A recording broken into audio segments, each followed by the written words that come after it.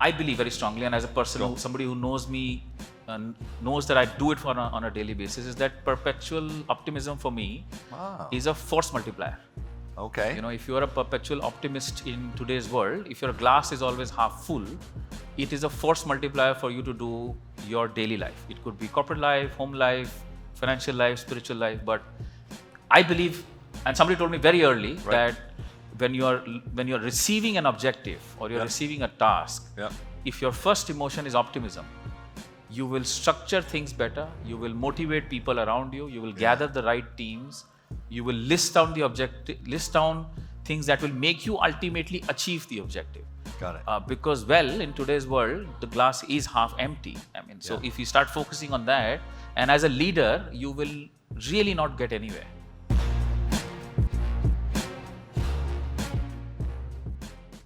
Virat, welcome to Building Better CMOs. Thank you, Greg. Good. I'm so glad you joined us. Now, for the listener, I don't know that they're going to be aware, but where are we recording this right now? We are recording this in Gurugram, Haryana, India, Asia. Yeah, exactly. So this gets the award for the first way podcast I've ever recorded in person with somebody. So I appreciate you doing that. Yes, there was a little applause from the audience there. If they can hear that. Most welcome. Most welcome. So listen, now you are AVP, right? Is that right? AVP of Head of Marketing for Hyundai here. And just for the audience listeners, Hyundai #2 car line, #2 auto line in all of India. It's the second largest four-wheeler manufacturer in India since inception. Yeah, great. So it's been about 30 years in the country, almost of 3 decades. So a strong #2. So presence across a lot of segments, SUVs, hatchbacks, sedans, across the country. India actually is also the headquarter for India, Africa, Middle East. So this is a very, very key market and a key location for us. Got it. Are you actually working in those regions too? No, I'm not yet. only for the geography of India. Okay. Got it. Well, very excited here that we could do this. So, I guess I'd kind of ask you to maybe reflect on sort of the state of marketing, just to kind of kick things off a little bit here. State of marketing, the acceptance of marketing. How are marketing viewed within Indian companies? Is it a critical function? It's emerging as important? Like I'd heard some people that there's actually a fair amount of enthusiasm for students to want to get into marketing here. Is that, I don't know, give the listener some perspective. Yeah, so, as we speak, and I cannot unfortunately speak about the Indian industries in general, but what I understand from marketing functions in auto and also in related industries, and also when we speak with CMOs of other industries, we believe that is still a very, very vital, very, very key function in the Indian organizations, from old economy organizations and also from a startup organization point of view. Maybe on the startup side, the founders itself become the CMOs of the organization, etc., etc. But yeah, we still believe in the power of the brand. We still believe here in the power of the full funnel. You start from awareness, only then you will land into consideration and purchase intention. Right. We are 1.4 billion people, so if you don't do your segmenting, targeting, positioning right, it's not possible to reach them, it's not possible to sell to them. Yeah. So as we speak, yes, it is a fundamental function. The structure in the organization will depend on the scale, but it is important. Also, your second point on our management graduates or students or first-time jobbers interested in marketing, yes, they are, which I am against. I think people should. You're against? Yeah. Wait, what are you against? I am against first-time jobbers entering marketing directly. Really? Yeah. What do you think you should do before you go on? I think a lot of them should enter sales first. Oh, yeah. No kidding. Get into franchise management, dealer management, blacken your hands, understand the customer, face target rejections, then come to marketing. It will be better. Go work at the dealership itself in some regards, right? Okay. Do about certain amount of cycles in the field, and then if you come back to marketing, I think you'll be more solid. Now, interesting, your background is, you have an undergrad, do I remember this right? I'm sorry, I don't have it clear in my notes here, but undergrad in engineering and an advanced degree in business with a marketing emphasis. Is that right? Yeah, okay. So you maybe, I don't know if you heard me yesterday, but I basically pointed out that only 25% of my board have a degree in marketing. It's one of the challenges. Okay. Although I actually think that the engineering degree is almost as valuable or more interesting to me. And some of those I've interviewed for the show. So I don't know. How'd you look at your career? Did you set out to be an engineer, then change the marketing, or? I mean, in the earlier times in India, we never used to look at our careers ourselves. We all know our parents decided a lot of it for us. So I'm sitting here because my dad said first engineer, then MBA. Okay. So that's okay. that's how it Okay, started. so Indian fathers still have a Yeah, lot yeah. of input to where you're going to go. I mean, I had when I was doing my education. I'm also a father. It's not working so smoothly for me, to be very honest. Yeah. But He could get away with it. You can't anymore. Is that he's what you're already saying? getting away with a lot of it, but that's not the Okay, topic fair of the enough. Okay. conversation. But yeah, so the point I'm making is that I do not know that the process orientation or the objectivity that an engineering degree gives you is more beneficial or is less beneficial than some of the other streams. I think I've seen very, very bright people coming from all kinds of undergraduate courses. That's not the point. Yeah. It does, because I'm in automobile, it does gives me an edge if I've studied automobile engineering or mechanical engineering. That's just the point. But ultimately, a combination of a strong undergrad plus a post-graduation course is what makes you a better manager. Yeah. But as I said, even when you become a better manager, the corporate world is completely different cup of tea. Yeah. You should rotate, see different functions, and then you will build yourself. Otherwise, 100%. I mean, my advice to my kids is build competency. Like every time you can learn something new, do it. Every time you can build expertise in something, go do it. Just learn, acquire knowledge. Because at some point, it's really going to come into effect in your career. My rotate. experience. I mean, get rotation. Go to different fields, go to different territories, go to different geographies. Otherwise, when you are 20 years into your corporate life and you've done one thing at one location, somebody will take over. Yeah, it has a little complexity to it. Okay, fair enough. So listen, one of the questions I like to do before we get to the big question of building better CMOs is, what's the best advice you've ever been given by chance? I mean, you can make it personal, you can make it business, you can go in any direction you want, but what's the best advice you were given? In an organization structure, you get advice on a daily basis. Okay. You get it from the top. Reservoirs of unsolicited advice, I think, sometimes, on, fair on the enough. water cooler from your juniors. A lot of Gen Z gives a lot of advice nowadays. You take it, you just take it all in. But listen, we appreciate the fact that the young generation loves to give their input. At least they're engaged. Well, sort of. That Not means always. At least they're engaged. Yeah, okay. No, so some of the earlier advice some of the earlier mantras I've believed in, and maybe I've read it or maybe I've heard it, is, I believe very strongly, and as a person, somebody who knows me and knows that I do it on a daily basis, is that perpetual optimism for me is a force multiplier.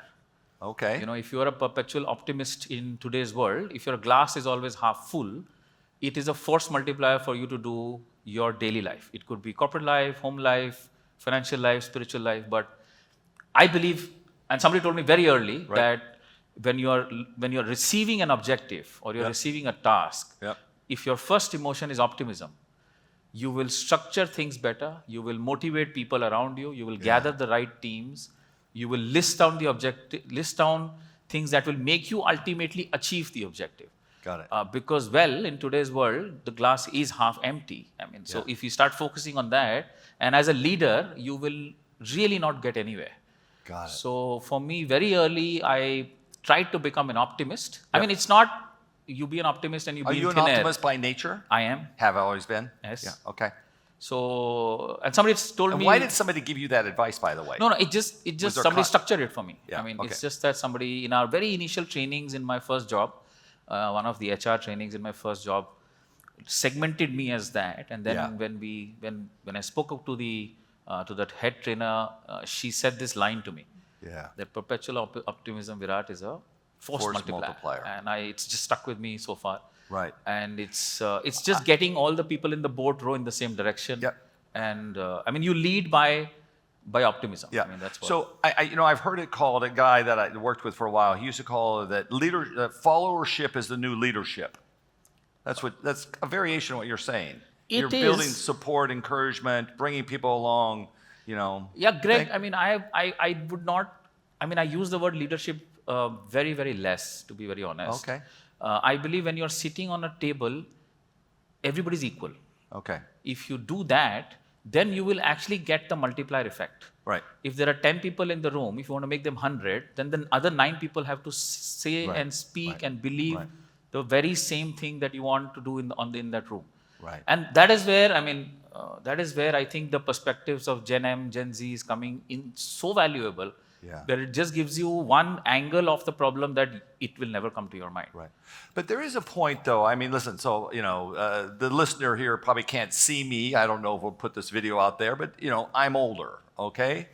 And I'll tell you in my experience sometimes that, leadership is about making the tough decisions when others don't. And so at the end of the day, as the leader, designated, accepted, or otherwise, you do have to make a decision, and those can be tough decisions. How do you balance that with then, optimism? Greg, first thing that I see some leaders lack or managers lack is they don't take decisions.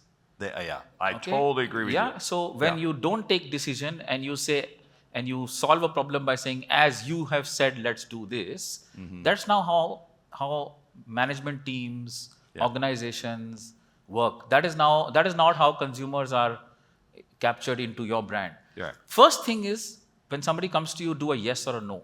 The power of management is be able to do a yes or a no. A maybe is where people start getting stuck and you start getting dissonance coming in the team.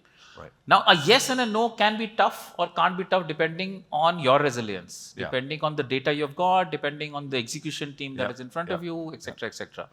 But I don't believe the decision is tough. I believe taking a decision itself has a lot of merit in itself. Taking a decision at the right time. Now, it could be an 80% decision at the right time versus a 100% decision never taken. Right. So I'm still a believer of doing that. But do you agree that you're being paid to make the tough decisions sometimes? Yeah, why not? Yeah, Yes. I mean, I certainly am. I see my role in that. Absolutely. Absolutely. When And others one aren't should, willing to. and then stand by it. Yes. Be ready to fail. I mean, one of the other lines that I go by is that 100% of the shots you don't take, you will miss. Right. So there is just no point. You have to take those shots. You have to fail, say 30%, 40% of the time. When I think in your orientation or optimism, I think you're then maybe providing an environment. It sounds like for people then to also take the shot, even though they might miss. They should. Yeah. I mean, we know. Is there a way that you do to kind of encourage people to take chances? Because it's harder at different levels to do that. I have taken decisions, honestly, telling the team, I believe it may not happen, but let's go with it. Okay. We will learn on the way. Yeah. We will learn on the way. Yeah, I think Amazon calls it. Somebody probably knows better than I do, but I think it's like disagree and then commit. I'm not getting that exactly right, but there's a very like let's debate and then we're going to decide, and once we decide, we all go. Yeah. Greg, I think it's a big part of the Amazon way book. That you have to fail first to succeed later. Right. In fact, I think the famous story is that Jeff Bezos was very opposed to either AWS or the ad business. Each of those are well over $50 billion businesses today. So I like to be proven wrong every once in a while. I think it's good for everybody. So that's good. So good for him. Nobody's perfect. Yeah, exactly. If you have not been proven wrong, then you have not taken enough risks. Great. Okay. So let's get to the core of building better CMOs. So listen, MMA's thesis is that there's a lot of room. I talked about it yesterday. A lot of room for improvement. There's things that we can do better. That marketing has big gaps. In some regards, we're kind of still at some level. I think we're a bit of an immature industry. We haven't locked down the science in the way that engineers do, right? I mean, if you're an engineer, you really study, you're really held to accountability. There's certifications. None of that exists in marketing. Most people in marketing don't even have a degree. In marketing. So the question that I always like to ask people who've been around, it's like, well, and it's kind of the thesis of the MMA. My job as a nonprofit trade associate is to go fix stuff, right? Is to do the hard, heavy lift when you don't have time to in the operation of the business to solve the bigger problems, bigger challenges. So I'm always looking for challenges. Okay. So what do you think marketers either don't appreciate, maybe don't pay enough attention to, or think would benefit? Obviously, then you were going to say they benefit from. Where do you think that maybe we're just even wrong? I don't, go at that any way you want. Like, where's the room? How do we build better CMOs? So see, the whole paradigm of marketing is evolving very fast over the last decade at least. Oh, it's incredible how fast it's moved, right? It's truly insane. And it's purely because the consumption patterns or the absorption patterns of consumers have transformed over the last 10 years. Tech development, communication channels, screens, media. Pure screens have evolved. You watch a 6-seconder versus a 60-seconder. You watch it on mobile versus the TV, etc., etc., etc. Yeah, what's an ad on Snap worth versus an ad on Instagram versus an ad on TV? I mean, it's really been tossed up into the air. I agree. So I think a lot of marketers today are focusing on that side very strongly. Yeah, I hear a lot of that. We do a lot of that. Which is analytics, smart tech, Yep. looking at data, measurement, although we still and you are inundated with it. And a lot of organizations today run on performance marketing as 80% of their expenses. So I think that part is evolving very fast, and marketers are doing it very, very, very well. Okay. What I think is getting missed in this conundrum is when we did not have so much data, we had a love for the consumer. Yes. We had a pure love to meet consumers, to meet their families, to do detailed researches with them, to understand the way he or she uses your product, how families are consuming cars, ethnographies at another level. So I believe maybe in today's day also, marketing teams, marketing leaders, marketing juniors, everybody should be spending more and more time with the actual consumer. Okay. Which I think in today's over-inundated data age is getting missed. See, a lot of conversations on the panel today or in panels like this will ultimately hover around and drop on AI. You know, we will do a lot of this and then ultimately AI, what are you doing? So, but essentially I'm trying to find the consumer. So the engineer wants to know the people. Yeah. Interesting. We should always know the people. Why is that so important to you? What experience have you had? What opportunities that sort of shifted you in that direction? No, because ultimately I'm not targeting a number, a statistic. I'm targeting a personality. Yeah, okay. I am trying to say that brand A will be brought back. A person buys a car. A person buys a car. A family consumes not a data a car. point, right? A family consumes a car.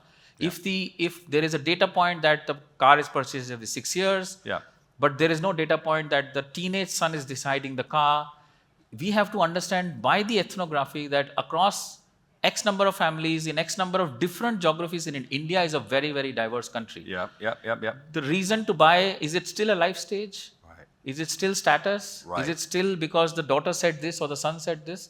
I'm not kidding you. We are a high involvement category. Cars is a high involvement category. It's an emotional category. It's representative of your personality, your status in life. I mean, automobiles is like the biggest reflection, I think. It's the one thing that probably everybody who experiences you would experience you through your car at some level, right?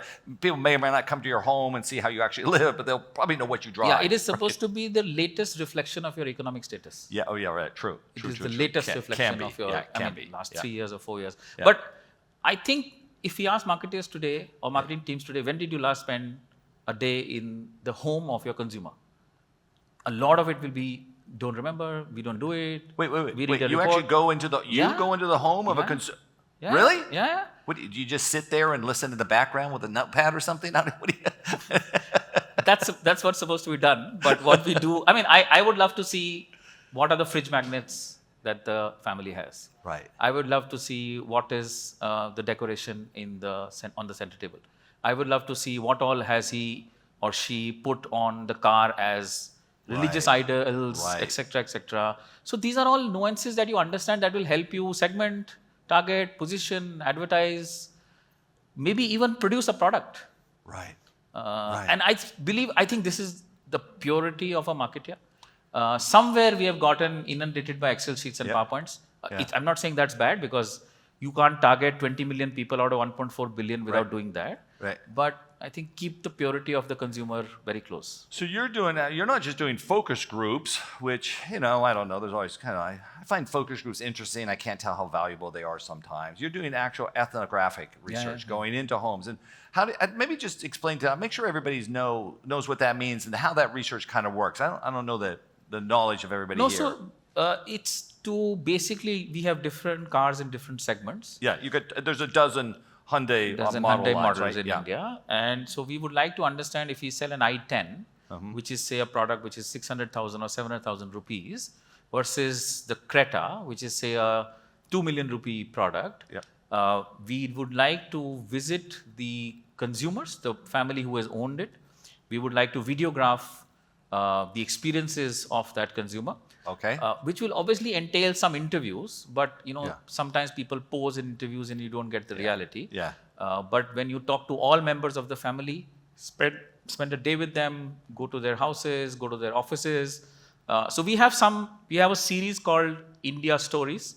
There are Okay. about 40 videos already out on that, which is where we have gone to consumers, videographed them, understood how they operate on the cars, how they consume the products, what do they use the car for, what are the reasons they bought it versus what are the reasons they now use it. It's something that is done by the brand team. Right. We also encourage, honestly, sales team to be part of it. Oh, really? Because if you're doing it in a certain city, we ask the territory manager, why don't you join us? Just spend the day with us, see what's happening.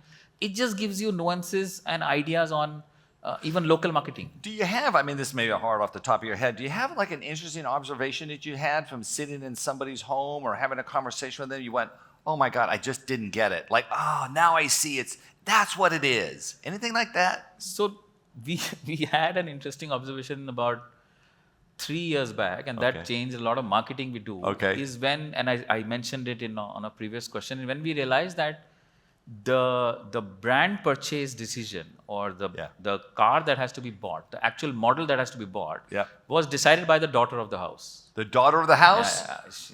Oh my God. She had said, you will buy a Hyundai Creta, for example. This is hilarious. Can I just say, this is the funniest thing. My wife is here in the audience. She's going to totally nod her head to this. People, I am not a truck person. I don't live near farms. I don't really like animals that much. I like cities. We bought a truck because our daughter wanted it one year. Well, see, exactly. Yeah, there you go. She drives a Hyundai. The listeners small didn't hear world. that. Yeah, our daughter drives a Hyundai Kona, so good job. But no, you're right. That's very funny. The daughter makes So the decision. I heard it 3 years back. And you would never get that from a focus group. No. You would never get that from quantitative survey research. Never, never, never, never. And the main customer or the man of the family who's bought the car will not say my daughter decided this car and she had fixed Of course, this. except for me just admitting it You're now. a good never. guy. Exactly. Good guy, good. That So is that came hilarious. about, and okay, the cascading effect is that I will need to talk to them as a marketer. Yes. If there is a higher influence of purchase by the teenagers, I will need to talk to them. So a lot of now our brand activations are done with youth-centric programs, IPs, sponsorships, Right. etc. So it made me add a lot of real bucks on what she said. So are you then, without giving away confidential information to everybody, at some level, this podcast will go semi-worldwide, I guess. In fact, we have a very big listenership in India for Building Better CMOs, interesting enough.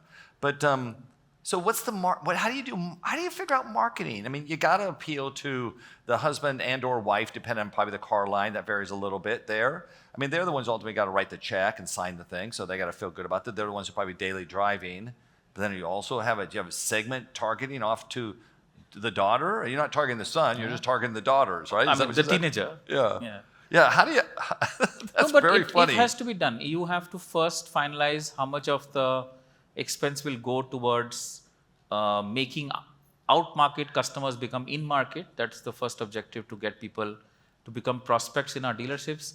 So how much of that will be to gain new consumers, and obviously how much of the money will be also spent to generate fandom, loyalty, word of mouth. So there will be a certain amount of expense across media. We are a full funnel. We do the entire Christmas tree of advertising and marketing in Hyundai. So if we have to target to get more prospects into my dealerships, what will I do for reach and awareness? What will I do for lead generation? Is a certain amount of advertising marketing. Right. And on the left is, when the consumer has bought my car, how will I give him or her experiences, which we do a lot of drives, we do a lot of concerts, free stuff for consumers, so that they have not only bought the car, but it's an augmented product experience. So even on that side, there is a full funnel marketing team that continuously activates. And obviously on the prospect story, it's digital, it's out of home, it's print, it's TV, it's everything. That's phenomenally interesting to me. It's so, and like I just said, it played out in my life. And you know what? If you'd asked me that, I don't know that I ever would have said it to you. Sorry? Right? If you'd interviewed me in a, like I said, a focus group or talked to me, I don't know I ever would have said that my daughter made the decision No, for us on that vehicle. so to your everything. point. So see, when there is a fire, everybody will see it. Yeah. It's the spark that has to be identified. Right. If everybody knows that it's getting influenced by the daughters or the sons or whatever, and it's coming out in all kinds of studies, all marketers will see it, everybody starts targeted. The inflection is if you've identified the spark through any of the work that you're doing, and then you attack it very, very, very, very clearly, then I think you will get better returns. Right. Have any other examples of those where you've had a sort of awareness and listening to consumers that really change your... How long have you been at Hyundai now? What's it been? 5 years. Okay. Yeah. So, I mean, nothing top of my head right now on what we have heard from consumers, and that has fundamentally changed some of the things. Right. But, things like news consumption, like we have to target the main bread earner of the family to buy the cars. So where and how he or she is consuming news, how much is the percentage of female ownership of cars growing in India? Now, data tells me it is 10% or 8% overall that female buyers versus male buyers in India. But when we go to consumers due to tax reasons or other reasons, it's actually been owned by or driven by or used by the wife or the female in the house, but it's not been shown in data. So that also came up to us in a big way. And because of that also we signed on 3 female brand ambassadors for advertising on our cars, because we realized influence but also real purchase happening by that side. Are you doing influencer advertising, by the way? Yeah. Greg, we don't do so much of influencer advertising. Okay. I had a CMO. I'm just this kind of captivated. I just was saying this to somebody earlier here today at the event. I had a CMO say to me the other day, I'd like to measure the value of authentic advertising, which was influencer, versus, I don't think she actually said inauthentic advertising, which is what we do which what I've done for years, you're doing. I thought it was a very funny question and a use of words to say authentic was influencer and what I've been doing is inauthentic, and what's the value? And part of the reason she raised the question is because their influencer strategy was so strong. It caught me off guard at the time. I didn't. So there are categories. There are categories where the influencer strategies are very, very strong, always on. And they are getting their click-throughs through those activations. Categories like beauty, personal care are very, very strong on the influencer side. For us in cars, the high involvement category we are in, I have yet to see a matrix that is performing on the influencer side. Oh, is that right? So you're not seeing it as strong as what, I don't even remember the brand this woman, this CMO So told we me are that. with, obviously we are with very, very heavy duty brand ambassadors. I mean, they're not so much influencers. But we are not with creators and influencers so much. Okay. Just curious. Okay, let's talk about the big topic today, though. It's AI. Okay? So, right? I mean, you're an engineer. Boom. You're a mechanical engineer, though, right? Mechanical engineering? Is that what you got? Yeah. Okay. So, I don't know. What do you think? We're all going to be run by machines? In 2.5 minutes? Yeah, exactly. Yeah, the audience can't see. We've got 2.5 minutes here. So, yes, could you tell us everything they need to know about AI for marketing? Go. No, I'm sorry. That's a AI. showstopper. As I said, it's the buzzword of but is it a buzzword though? Is it substantive? What do you think? No, it is obviously substance. I mean, it's obviously substance. It is changing the way we make creatives, changing the way we do testing, changing the way we do personalization at scale. Yeah. How have you organized within the company around it? Have you sort of encouraged the team to do pilots? Do you have objectives? Have you given them a master goal? Like, how do you think? I actually had a CMO of a $3 billion marketing budget. So very limited number of companies in America, but $3 billion. And he says, "I'm just letting chaos reign for a while." And I thought that was kind of funny for him to do. And corporations don't usually say things like that. No. But he goes, "Let's just let them go out and do it, and then we're going to sort it out from there." I thought there's some smarts to that. Maybe I think. with that kind of budget, you can do all of that. Maybe you can have chaos at $3 billion, right? No, but we are not doing that. But we are doing, so all relevant teams, maybe it could be the CX team, the digital team, even on the brand marketing side. Have they been given an objective? Yeah, they've been given pilots. Okay. They've been given pilots. Okay. We have to be very, very careful on hallucinations and other things when we get into Gen AI or Cogentic AI, etc., etc. Where's the big success coming now? Do you have a sense of where those? First off, have you moved anything from pilot to production? Yeah. By the way, I've heard very few, almost none of that going on. It's all pilot still. So AI or ML. And where do you think the big opportunity? Really, where my questions are. What's the big opportunity in AI based on what you see now? I think the big opportunity in AI will be how the machine is learning to target lookalikes or similar audiences in a more efficient way, in a more faster way, which is what for us has moved from pilot to production. Yeah. By the way, we've seen the same thing. Yeah, we run large hyperlocal digital programs Yeah. where dealers are kind of advertising in their vicinities to get actual thumb falls onto their websites. Yeah. And I think that is where AI is kind of integrating more. Final question for you here, okay? It's a provocative question, okay? I've said this a couple of times to others. I'm just looking for reactions, people. It is inevitable, I contend, it is inevitable that all advertising will be created by machines, generative AI, and that all placement will be done by machines, and that humans will be greatly extracted from that loop at some point. Agree, disagree? Inevitable. Has anybody agreed to that? Well, I don't know that we get to agree. I think it's going to happen already. I think it's going to move that direction. I'm seeing it. Even today, it's machines. It's a camera, there's a guy behind it. I mean, it's a computer that's doing advertising. It's always machines. I mean, even a newspaper is printed by a machine.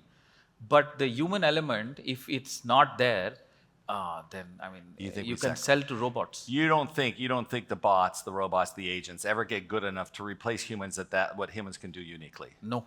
Okay. Well, there we go. I think we should leave the listener at that stance as a little job security so that they don't walk away panicked at this point. You think that's it? Yeah. Okay. Virat, I can't thank you enough for being on Building Better CMOs. Thank you very much. Appreciate it. Thank you. Thank you very much.